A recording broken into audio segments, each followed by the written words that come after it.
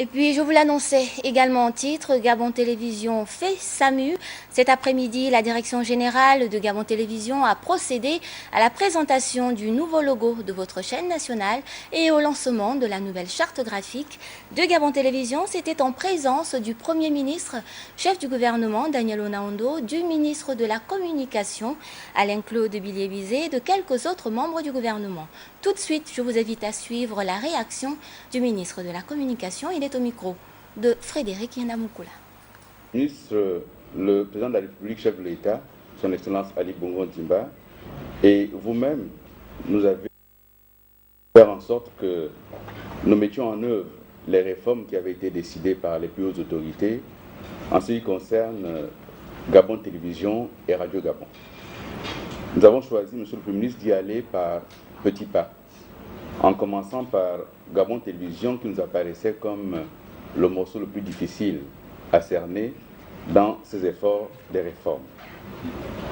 Ainsi, avec le concours du chef de l'État et votre propre arbitrage, nous avons bénéficié d'un accompagnement financier de la part des ministères de l'économie et du budget afin de réaliser la première partie de cette réforme.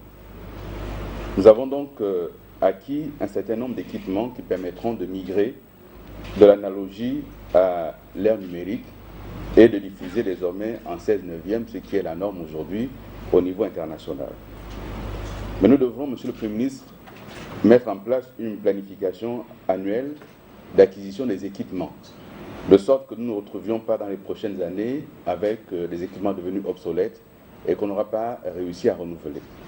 Nous nous permettrons donc de soumettre un contrat de maintenance de ces équipements, de sorte qu'également, avant 6 mois, nous ne soyons pas à nous plaindre de ce que les équipements auraient été mal utilisés. Nous permettrons de soumettre au gouvernement un contrat d'équipement et de formation. Travail tôt le matin, puisse être accompagné et soit mis à l'abri des risques à prendre un taxi aux heures tardives. Nous avons également, grâce à l'accompagnement de techniciens et d'experts, mis en place de nouveaux plateaux. Le gros défi qui nous reste à relever est le défi des ressources humaines. Et la réforme, en ce sens, est attendue par les agents de Gabon Télévision, de Radio Gabon et des médias publics de façon générale. Les agents ont globalement le sentiment que la réforme n'a concerné que le conseil d'administration et la direction générale, et que cette réforme n'est pas encore descendue au niveau des agents qui n'en voient pas encore le bénéfice. Mais grâce aux instructions que vous nous avez données, nous avons demandé au conseil d'administration de procéder à l'inscription en interne d'une prime de risque et d'une prime dite d'astreinte, de manière à ne pas toucher au budget général de l'État, mais par des ressources propres de Gabon Télévision, parvenir à récompenser les agents les plus présents et les mieux méritants. Les ressources humaines, Monsieur le Premier ministre, nous sommes confrontés à la question de la formation. Nous avons des personnels de qualité, mais dont la formation commence à dater. Et les outils ont grandement évolué.